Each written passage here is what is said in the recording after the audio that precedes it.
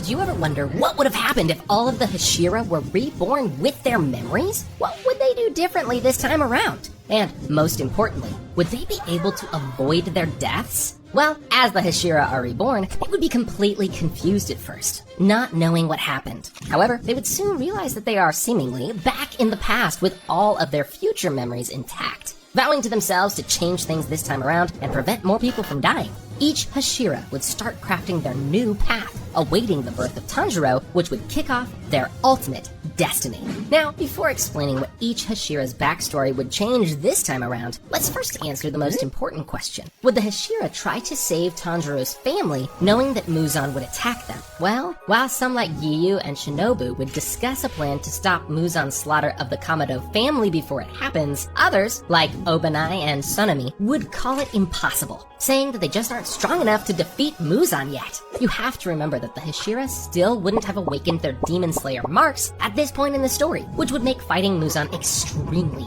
dangerous. They would argue back and forth for a while as that fateful night approaches, before finally deciding not to intervene in Muzan's attack. Finally, the night would come. Tanjiro would go into town, and even though he knows he can't stop it, Giyu would position himself nearby as darkness falls. He would overhear the horrific sounds of Muzan attacking the Kamado family, knowing that there's nothing he can do to stop it. Giyu would then spend the entire night near the Kamado family's house as he waits for Tanjiro to return. As soon as Tanjiro takes Nezuko and starts running into town, Giyu would appear in front of them. Confused, Tanjiro would immediately stop in his tracks while Nezuko launches her attack on the Hashira. Giyu would calmly stop her attack and put Nezuko to sleep while telling Tanjiro that everything will be okay in the end. Although Tanjiro wouldn't know what Giyu means, he would sense that Giyu is a good person and would decide to trust him. The Hashira would then help Tanjiro bury his family, offering prayers for their souls to find peace in the afterlife. Afterward, he would accompany the siblings to Urokodaki's house, giving the former Water Hashira his report in person and immediately telling him that there's something special about these two.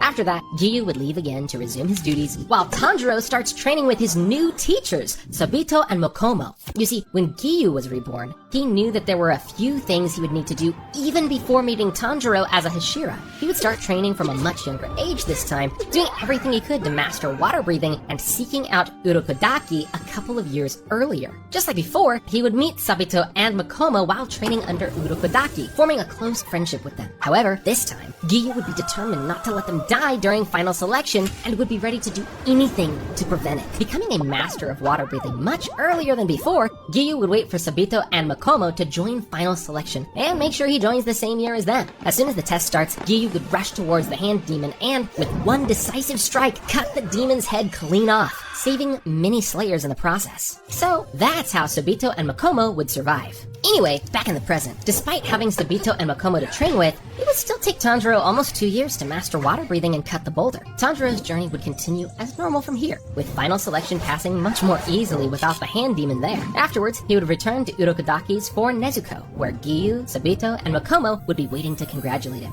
They would all share a meal before he heads off on his first assignment, tracking down the swamp demon. Same as before, Tanjiro would easily take out this demon and would make his way to Asakusa, the place where he met Muzan for the first time. There, Tanjiro would witness Muzan turning a random man into a demon. But Tamayo and Muichiro would quickly intervene and help him get out of there. Tamayo would then explain to Tanjiro that she is already working with the Demon Slayer Corps, trying to create a poison that can turn demons back into humans. More specifically, she would be working with Shinobu, since the insect Hashira would have contacted her much earlier than before. From here, everything would go pretty much the same, with Tanjiro meeting Inosuke and Zenitsu and battling Rui. However, after Tanjiro arrives at the Butterfly Mansion for the first time, there would be some major changes. While in the past timeline, the Hashira were largely in favor of killing Nezuko right then and there, this wouldn't be the case this time, and they would all quickly accept her as one of their own. Of course, this would also mean Sanemi wouldn't try to kill her and would actually act nice towards her. Although Tanjiro would be happy about it, he would be a bit confused about how the Hashira accepted them this easily. Anyway, let's now take some time to explain what each Hashira did differently in their lives up to this point. We already know how Giyu managed to save Sabito and Mokomo this time, but you would be absolutely surprised to learn what the others accomplished as well. Starting with Muichiro.